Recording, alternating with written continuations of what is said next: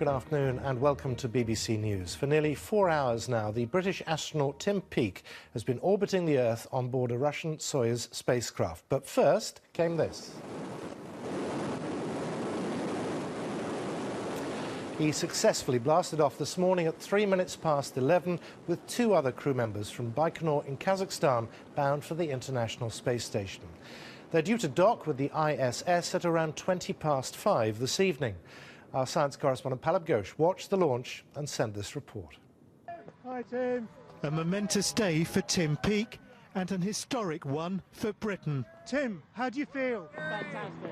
Really good. We're ready. He's finally on his way to space.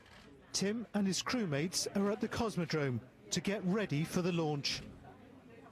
On the other side of the glass are his family, Tim's wife Rebecca and his sons, Thomas, who's 6, and Oliver, who's 4. Hey guys, how you doing? This will be the last time they'll see him before he blasts off into space. With him is his commander, cosmonaut Yuri Malenchenko, and next to him, NASA's Tim Kopra. So how does Rebecca feel right now, a few hours before the launch? I am really happy. You know, it's been a long journey to get to this point, so we're really excited to get to this stage in the game, and I know he is, and he just looks so ready for it, so that's great. Then a final wave goodbye before Tim and the rest of the crew get on board their Soyuz rocket. It stands on the same launch pad from which Yuri Gagarin set off to become the first man in space more than 50 years ago. On board, strapped in, and helmets on, the crew receive their oxygen through their suits in case the spacecraft depressurizes during the launch. Now, they make their final checks. Boosters igniting, the engines firing. Ramping up to flight speed. The main engines have now started. Very soon, Tim Peake will be on his way to the International Space Station. And there he goes! And liftoff. Liftoff of Tim Kopra, Yuri Malenchenko, and Timothy Peake on their way to the International Space Station.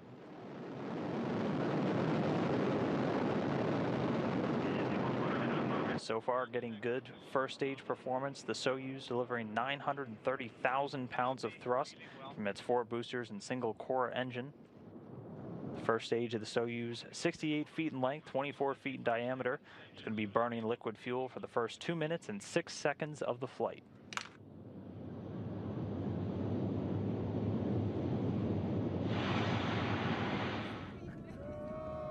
On the ground, cheers and jubilation from his friends and family.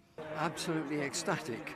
I mean, that must have been the most perfect liftoff. The weather, the view, the sky, and then the condensation cloud. It was just magical.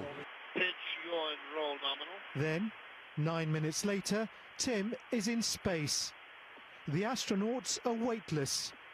The danger from the launch is now over.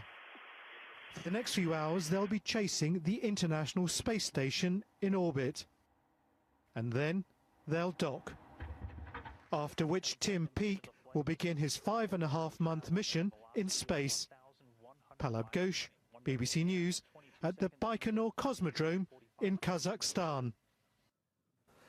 Well, Tim Peake and his 2 crewmates will join 3 other astronauts on board the space station. This is Tim Peake here with the Union flag on his arm, the first astronaut in history to bear it.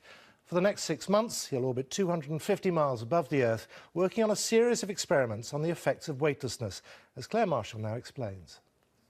The International Space Station is a symbol of international cooperation, divorced from disagreements on Earth. 16 countries have helped to build it. There have been people living on it continuously since the year 2000. So, in numbers, it's 240 feet wide and almost 350 feet long. That's the length of a football pitch. At around £100 billion, it's the most expensive object ever made. The pressurised internal space is the size of a jumbo jet, and it's powered by an acre of solar panels. It orbits every 90 minutes and travels at 5 miles a second. This is the actual suit worn by the very first Brit in space, Helen Sharman. She, along with all the other astronauts, also have a seat specially moulded, it's padded, so that they're not injured when they return to Earth. It's strange to think that it's actually quite close. 250 miles is less than London to Glasgow, but life is just a little different. And rub it in. Again. So this is how you wash your hair in zero gravity. There's a great sleeping bag. And this is a bed, or rather a sleep pod. You just hitch your sleeping bag to the wall. Astronauts seem to enjoy the sensation of weightlessness, but it can be tough on the body. They need to exercise at least 2 hours a day to stop muscle wastage. And it's hard work.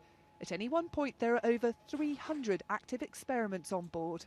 Some say the huge cost of manned spaceflight isn't worth it, that we can achieve more with robots. You can do more science on Earth than you can do in space with the same amount of money, but there's some science that you can't do on Earth, and there's so much more than just doing experiments. This is pushing forward the boundaries. This is international cooperation and looking for how people can survive on Earth and off the planet in the long-term future. Apart from anything else, this is putting Britain back on that map. Today, thousands of children across the country watched the launch live.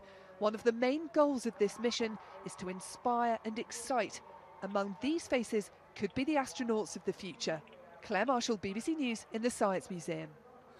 And she's there now live and looking as ever, Claire, out of this world.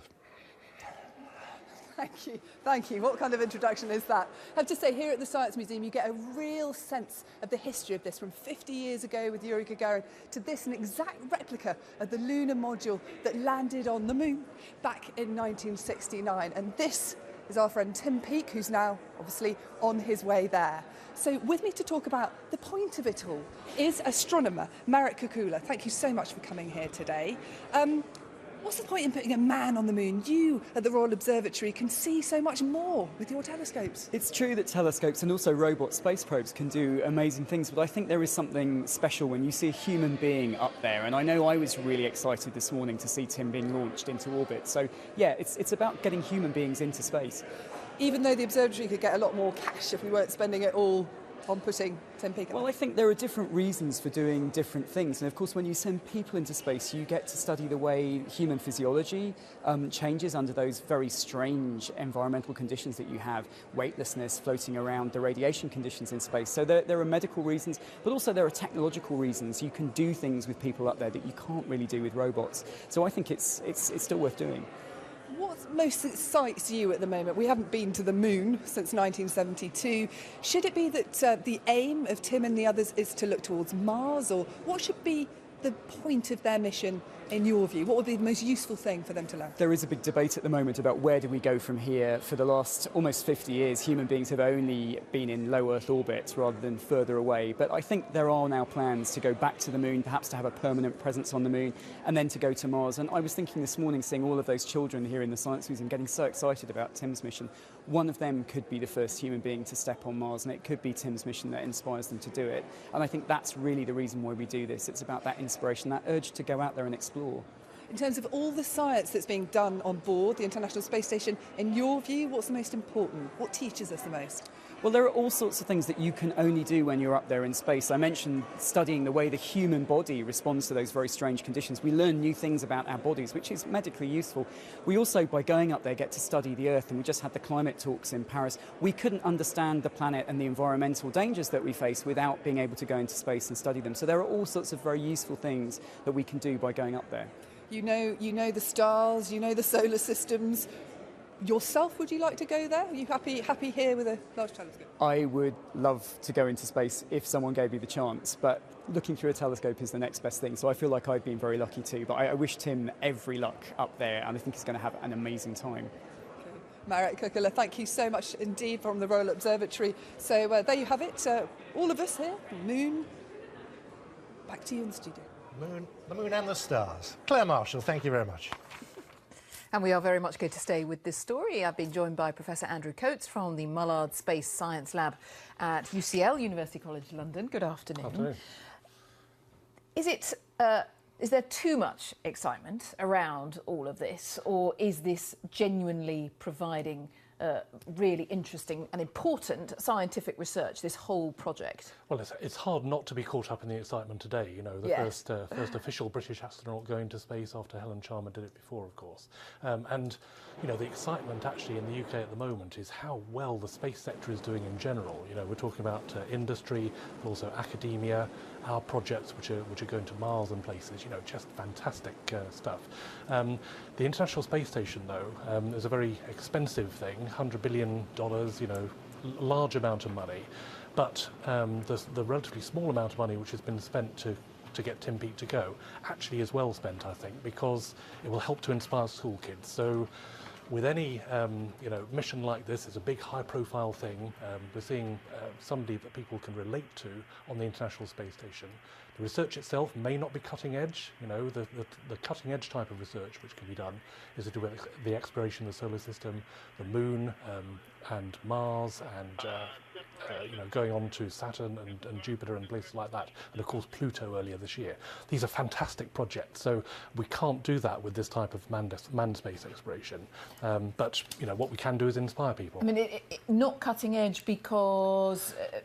Because robots could do it more efficiently, or I mean, generally with space exploration, robots can be much more efficient. We can reach places that other spacecraft can't reach, so we can go to, you know, Pluto, comets. Currently, the Rosetta spacecraft at its comet, making some very important discoveries.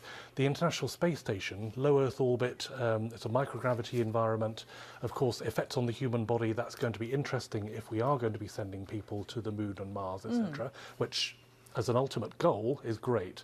But the International Space Station itself, you know, has been relatively expensive for what it's actually achieved so far. Although not much of it paid for by Britain. I mean, who writes the bulk of the cheque for that? Yeah, well, I mean, it's been you know, America, the Russian Space Agency, European Space Agency, the Japanese Space Agency. I mean, it is a big international project with many nations involved in it, and this is one of the sort of key challenges with it. It's a big engineering project which has been put together.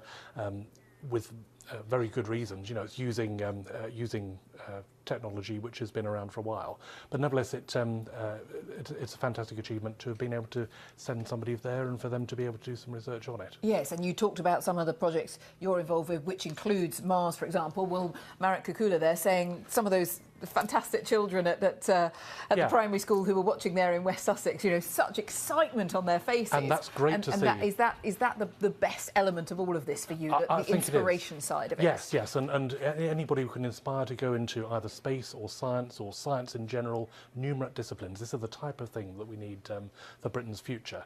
But our projects in the next few years, so we have in 2018 a rover going to Mars. We're leading the camera system on that. So that, in a similar way, is going to be really inspiring, I think, once we actually get it launched. And again, there's a very large UK involvement both in academia and in industry on that project. So I'm really looking forward to that. And all of that to tell us what you hope, or to learn what? This is to look at whether there could ever have been life on Mars. And this mission actually is going to drill underneath the surface of Mars for the first time. So it's the first mission which may actually be able to tell us whether there was life on Mars. So to me, this is a fantastic project. And other projects, there's a project going to Jupiter in a few years' time, the JUICE mission, which will get to Jupiter in 2030, going to orbit around Ganymede in 2032. It's looking at Ganymede, but also Europa, which is in the Jupiter system. And then there's Enceladus in the Saturn system, which has been looked at with Cassini. These are places where life could potentially be. So we're looking really at mankind's place in the universe and whether we're alone. You know, so space science is really important in the planetary science area, but also in astrophysics as well. Yes, very, very interesting, and we may be talking about that in years to come, months and years to come. Thank you very much, Professor Andrew Coates from University College London. Thank you very much. And a quick reminder that our science correspondent Rebecca Morell will be here at 4 o'clock, just after 4. She is going to be answering any questions you care to put to her. These text as ever, well, there's the hashtag on Twitter, BBC Ask This, and the text 61124, 61124. So if you've got questions, Professor Andrew Coates may have just answered some of them for you, but you may well have more about all the work that's being done there on the International Space Station. That's coming up. Put your questions to Rebecca after 4 o'clock. Now back to Earth with something of a bumper, I'm afraid. We're just getting news from Los Angeles, where we're hearing every school in an area of 720 square miles has been closed, and this is because of a threat. No specific threat,